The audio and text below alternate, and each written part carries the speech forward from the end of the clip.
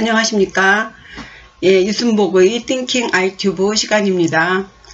오늘은 명심보감 정기편 7, 7번째 시간입니다. 내용은 논어 게시편에 나오는 문장이에요. 공자는 그 인간의 그 성장 시기를 초년, 장년, 노년 이렇게 3단계로 나누어서 혈기의 미약 성세에 따라서 조심해야 하는 점을 말씀하셨습니다. 때문에 이 문장을 공부하시기 전에 그 상식적인 측면에서라도 혈기에 대해서 다루는 것이 좋겠다 싶어서 그 혈기라는 부제하에 일부는 동서양의 의학적 측면에서의 혈기를 다루었고요. 2부에서는 본문을 다루도록 하겠습니다. 부제로 혈기라 하고서 바이오 에너지라고 썼는데요. 바이오 에너지, 즉 그 생체 에너지는 사실 그 한의학에서 말하는 혈기와는 좀 차이가 있습니다. 공부를 하시다 보면 어떤 차이가 있는지 알게 되실 것이에요. 먼저 그 혈기의 의미부터 보시겠습니다. 혈기의 혈자는 그 혈액, 그 피입니다. 피라는 것은 입으로 섭취한 그 음식물과 코로 들여마신 그 산소를 온몸으로 그 전달하는 역할을 하지요. 그리고 혈기의 기는 그 피순환에 의해서 그 영양분을 온몸으로 전달할 때 그 몸에서 발생하는 그것을 기라고 합니다. 이것이 보이지는 않지만 이 기가 움직임으로써 그 심장을 박동시켜서 생명을 이제 유지시키는 것이죠. 그래서 혈기라는 글자는 그 혈액의 혈자와 기운의 기자의 합자로서 생명을 부지하게 하는 아주 중요한 역할을 하는 것이죠. 이처럼 혈과 기는 상호 보완하는 관계를 하겠습니다. 그 혈액순환이 활발하면 기운도 활발하고, 혈액순환이 미약하면 기순환도 미약해지는 등 그 피순환에 따라서 이제 몸의 그 기순환도 달라진다고 하겠습니다. 그런데 이렇게 그 생명을 부지시키는 이 중요한 혈기에 대한 해석이 동양과 서양의 차이가 있습니다. 우리가 흔히 하는 말로 혈기가 왕성하다라는 말을 할 때 그 혈기는요, 혈기의 혈, 그 피보다도 그 혈기의 기운을 강조하는 데에 반해서 생체 에너지 혹은 바이오 에너지라고 하는 그 서양에서의 그 혈기의 의미는요, 기보다는 피, 그 혈액의 그 순환 활동을 강조하는 것 같아요. 그래서 혈기에 대한 해석에 따라서, 그러니까 즉 피에 중점을 두느냐 아니면 기에 중점을 두느냐에 따라서 그 병의 원인이 무엇인가, 그리고 그 치료 방법은 무엇인가 또 다르게 나타나고 있습니다. 그러면 동서양을 구분해서 좀 혈기를 다루어 보겠습니다. 먼저 이 서양 의학적인 측면에서의 혈기인데요. 이 서양 의학이라는 것은 사실 인간 이성의 발달로 이룩한 서양 과학 정신을 바탕으로 인간의 몸에 주목하고 있습니다. 그리고 이제 동양의 한의학이라고 하면은 동양 사상을 기반으로 한 음양오행론에 입각해서 인간의 정신과 연결하고 있어요. 정리하면요, 서양 의학은 정신보다 몸에 집중해서 연구하고 있고요. 이 동양 쪽은 몸보다는 정신을 강조하고 있다는 것이에요. 편의상 그 서양 의학에서 본 혈기, 즉 생체 에너지 측면에서 보시겠습니다. 서양 의학이라고 하면은 지금의 그 서양의 문명을 이루게 한 그 이론을 기본으로 하고 있죠. 그런 이론을 기본으로 해서 발전된 학문이기 때문에 당연히 서양 사상과 밀접한 관련이 있죠. 크게 그 기계론적인 세계관과요, 그리고 그로 인해서 초래된 그 물질 중심의 사고방식, 이런 이념이 어떻게 혈기와 관련이 있는지 먼저 기계론적인 세계관부터 보시겠습니다.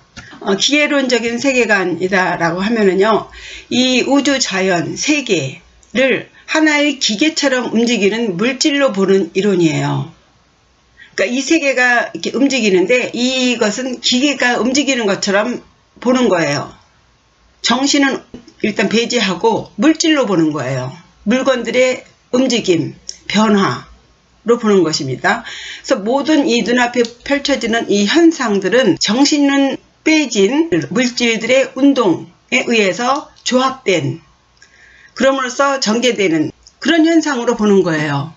이게 어려운 말이 아닌데요. 단어가 익숙하지 않아서 어렵게 받아들이실 수 있어요. 자연에서 벌어지는 움직임이 있죠. 자연의 움직임이 있죠. 변화가 있잖아요. 그런 것을 기계가 움직이는 것으로 보는 거예요. 기계처럼. 톱니바퀴가 탁탁탁탁 돌아가면 여기다 물건을 딱 넣으면 저기서 물건이 딱 나오고 이런 식으로 기계적인 인과관계로 파악하는 거예요. 그래서 자연은 생명이 없는 물질만이 있는 것으로 보는 겁니다. 되시겠죠? 그러니까 이런 논리를 의학적인 측면으로 해서 사람에게 적용을 한다면요. 어떤 결과가 되냐면 사람의 몸이라는 것은 오장육부라고 하는 기계의 부속품 같은 것들이 결합된 기계가 되는 거예요. 그러니까 사람의 몸을 로봇으로 보는 것입니다. 말하자면. 정신보다도 기계로 보는 거예요. 이해가 되시죠? 그래서 이 사람이 병이 났다 하면은요, 이 기계가 고장이 난 것처럼 해석하는 거예요. 예. 그래서 병이 생겼다는 것은 부속품, 오장육부 중에 어떤 부분이 고장이 났거나, 예, 그 부속품들이 서로 조화를 이루지 못하거나, 혹은 그 몸 안에 들어가면 안 되는 이물질이 침입해서 병이 생겼다고 해석을 하는 것입니다. 그러면은 그 치료 방법이라는 것은 이 현대의 병원을 생각하시면 돼요. 치료하는 그 방법을 어떻게 하느냐. 기계 고치듯이 사람 몸을 고치는 거예요. 말하자면 귀가 고장이 나면 그 부속품을 교체하지 않습니까? 그렇게 하듯이 장기가 고장이 나면 건강한 장기나 혹은 그 몸에 맞는 장기를 이식 수술하는 거 아시죠? 이식을 하거나 몸에 이제 어떤 혹이나 이런 것이 생기면 그 이물질을 빼거나 하는 방법으로 치료를 하는 것이죠. 이것이 현대의학의 치료 방법이죠. 뭐 다 많이 잘 아시죠? 예. 이 서양의학은 이렇게 하는 거예요. 기계 부속품을 교체하거나 잘못된 것이 들어가서 고장이 나는 것처럼 이 몸을 기계처럼 해석하는 것입니다. 이렇듯이 이 기계론적인 이 세계관이라는 것은 인간까지도 정신이 없는 그냥 물질로 보는 거예요. 그러다 보니 그 인간을 분석하고 연구하는 그 방법도 해부학 아시죠? 다 몸을 위 따로 간 따로 뭐 장기 따로 다 이런 식으로 해부해서 하는 해부학 같은 것, 그리고 세포로 이루어졌다 하는 그 세포학, 이런 것으로 이제 이 분석을 하는 것이죠. 그래서 이때 이렇게 이제 이런 그 분석을 이제 수없이 많이 하다 보면 어떤 통계가 나오지 않습니까? 이런 작업을 통해서 얻어진 그 통계의 확률에 따라서 치료를 결정하게 되는 거예요. 어떤 방법을 했더니 통계적으로 80%의 성공이 있더라. 90%의 성공이 있더라. 혹은 20%의 성공이 있더라. 이런 식으로 통계의 확률에 따라서 그런 치료 방법은 되는 거고 이런 치료 방법은 안 되고 이런 식으로 치료를 결정한다는 것이에요. 이 서양의학의 그 기계론적인 측면, 그리고 세상을 모두 물질로만 보고 그것을 해부하거나 물질로서 접근하는 그런 방법에 의하면 이 피라는 것이 서양에서 중요하게 여기는 피순환으로 인간의 몸을 치료할 수 있다는 그런 피는 단지 몸의 그 생리작용을 조절하는 그 영양분을 옮기는 물질일 뿐이다. 그 이상은 아닌 것이에요. 이 피의 역할이. 그리고 장기를 새로운 곳으로 교체하거나 이렇게 이식하는 과정은 이 사람의 생명과는 별개로 진행이 돼요. 그러니까 사람의 몸이 80살이면 80살의 오장육부가 있지 않습니까? 그런데 이 사람이 간을 이식하게 되면 이 간은 몇십 년도 더 유지할 수 있는 거예요. 그러니까 생명과는 별개예요. 이런 식으로 진행이 되다 보니 인체를 훼손시키게 되고 인간의 그 존엄성이 파괴되는, 인간이 물건인 셈인 것이니까요. 그래서 현대에 이렇게 인권을 강조하지만 인간이라는 것에 대한 그 존엄성이 이렇게 점점 사라지는 것은 이런 식의 그 서양의 그 기계론적인 세계관 혹은 인간관에 연유되지 않나 하는 생각을 해봅니다. 다음으로요, 동양의 그 한의학적인 측면에서 혈기를 보시면은요, 지금 말씀드렸듯이 서양 사상이 천지 자연을 기계의 움직임으로 보는 반면에 동양에서는 첫째 그 우주 자연은 음양 오행의 법칙에 따라서 움직인다. 그리고 둘째로 인간을 엄청나게 큰 우주에 발해서 이 인간을 소우주로 이제 상정해서 인간과 우주의 관계를 잇고 있습니다. 첫째, 그 음양오행론부터 보시죠. 음양오행이라는 것은 대자연의 변화는 음양오행에 의해서 변화한다는 것이죠. 그리고 천지만물 생성되고 변화하고 소멸되는 것은 이 음양오행의 법칙에 의해서 진행된다는 것이에요. 그래서 이 음양오행의 법칙은 우주 변화의 원리다라고 이제 하는 것입니다. 때문에 이 자연 만물은요, 음이냐 양이냐 그리고 오행 화수목금토 이 오행이 서로 상생하느냐 혹은 상극하느냐의 작용에 의해서 물질의 그 기를 변화시키는 거예요. 그러면서 그 물질을 생성하고 변화하거나 소멸하게 한다는 것입니다. 그런데 이제 동양 사상에서는요, 이 우주 자연과 인간이, 그러니까 말하자면 천지인, 하늘과 땅과 사람이 서로 유기적으로 이어져 있다고 보고 있습니다. 그 이어져 있는데 그것이 그 보이지 않는 어떤 힘, 이제 그것이 기죠. 기에 의해서 서로 영향을 미친다고 했어요. 이 기를 통해서 인간은 자연과 조화를 하고 이 주위와 조화를 이루어야 된다는 것입니다. 만약에 이 조화를 깬다면 이제 문제가 생기는 것으로 보는 것입니다. 두 번째로 이제 소우주론적인 인간관인데요. 지금 말씀드렸다시피 인간과 우주는 그 기를 통해서 서로 소통하고 있어요. 그래서 인간은 우주 안에 매우 작은 일부죠. 아주 매우 작은 일부에 불과하지만 그 인간 그 자체가 우주와 같이 하나의 완벽한 독립된 우주, 작지만 우주와 같은 원리로 돌아가는 소우주로 존재한다는 논리가 있습니다. 단지 크기만 다를 뿐 이 인간도 이 우주의 원리처럼 인간에게도 그런 원리가 적용된다는 것이에요.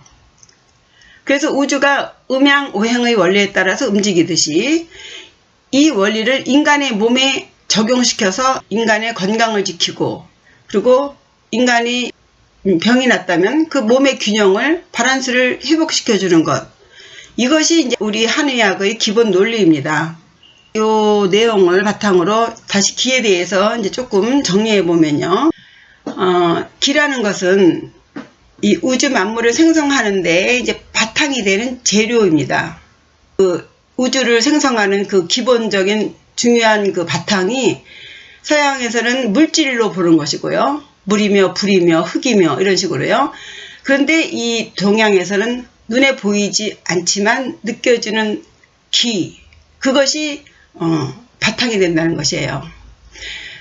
우주처럼 인간도 이 기를 가짐으로써 각각의 자기 고유한 특성을 지니게 되고 그 특성을 지님으로써 그 완벽한 그 인간 그 자체로서 존재할 수 있게 되는 것입니다. 결론적으로 말하면 이 기라는 것이 있어야 이 기가 인체를 지키고 생명을 보호하는 그런 힘이라는 것이죠.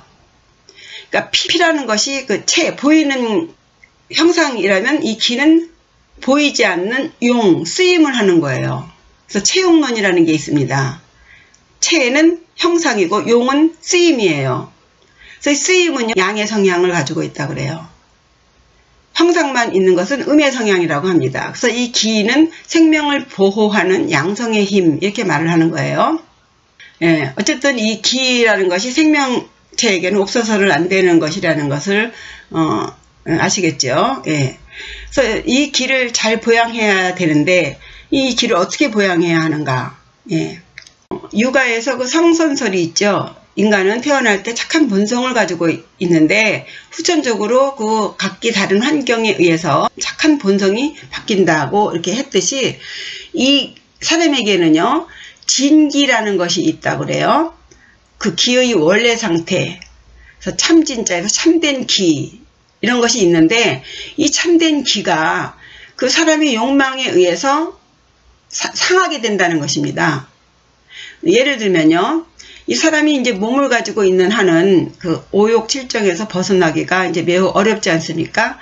오욕이라고 한다면 식욕이 있고 색욕, 수면욕, 재물욕, 명예욕 이런 것이 있죠. 이게 정말 거절하기 어려운 욕심 아니에요?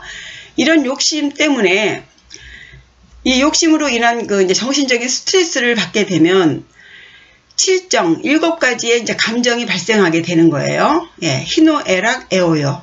기쁨, 환함, 사랑, 즐거움, 뭐 이런 식으로 애호요. 되게 7가지 7정이 발생하는데 이러므로써 정신적인 스트레스를 겪게 된다면 이 피가 순환이 어렵게 된다는 거예요. 예, 이것을 이제 활혈 피순환이라고 하죠. 혈. 그래서 그렇게 되면 이제 급기야 기가 이게 도는 것을 행기라고 하는데 기가 막히게 되면 질병이 걸리게 된다는 것입니다. 그러니까 서양에서는 피가 순환이 잘 되어야 영양분을 잘 전달해서 할 수 있게 하는 것에 이제 주목한다면 동양에서는 이 보이지 않는 이 기, 그게 막히면 이제 질병이 걸리는 것으로 보는 거예요. 그렇다면요, 병이 걸렸을 때 이 병을 치료하게 하는 방법이 다르겠죠. 서양에서는 그 고장난 장기를 다른 것으로 이식 수술하거나 뭔가 종양 같은 게 생기면 수술해서 이물질을 제거하거나 뭐 이런 식으로 치료를 하는데 동양에서의 그 치료 방법은요, 지금 말씀드린 것을 거꾸로 해서 욕심을 버리게 되면은 그 7정이 가라앉아서 정신적으로 안정하게 된다는 거예요. 그러면 기가 돌게 되고 기가 돌게 되면 피가 잘 순환이 돼서 병이 낫게 된다는 논리입니다. 그러니까 결국 몸의 병을 고치려면 욕심을 버려야 한다는 결론이 나는 것이죠.